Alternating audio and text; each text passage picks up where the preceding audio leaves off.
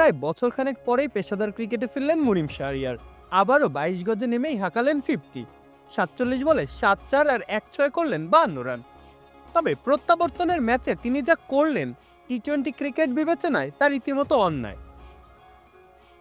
সবশেষ টি-20 ম্যাচ খেলেছিলেন বছর দুয়েক আগে, এজন্যই বোধহয় এই ফরম্যাটের ধরনটা ভুলতে বসেছেন তিনি। ব্যাটিং বান্ধব উইকেটে যেখানে ব্যাট হাতে ঝড় তুলেছেন লিটন দাস, সাব্বির রহমানরা, সেখানে মুনিম যা বড্ড সেকেলে ধারার ব্যাটিংয়ে করে গেলেন। অনেকদিন পরে ফিরেছেন, আত্মবিশ্বাস জোগাতে একটু সময় দরকার, সবই মেনে নেওয়া যায়। তবে মাত্র ২০ ওভারের খেলায় একাই প্রায় ৮ ওভার খেলে মোটে ৫২ রান, ৪ ছক্কা টি-20-তে, এটি কোনো যুক্তিতেই যুক্তিগত প্রমাণের উপায় নেই। ম্যাজিক হার্বাল টুথপেস্ট দূর করে দুর্গন্ধ সৃষ্টিকারী দাঁতের সমস্যা।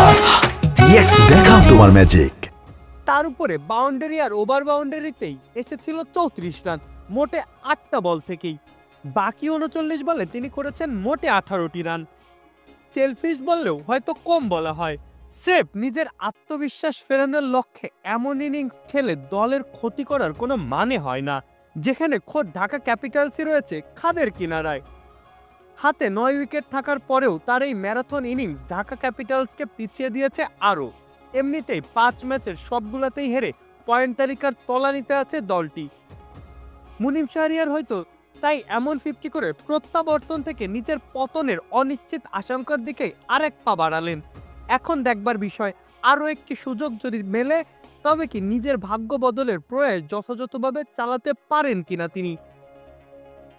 মাহফুজ আহমেদ, খেলা ৭১।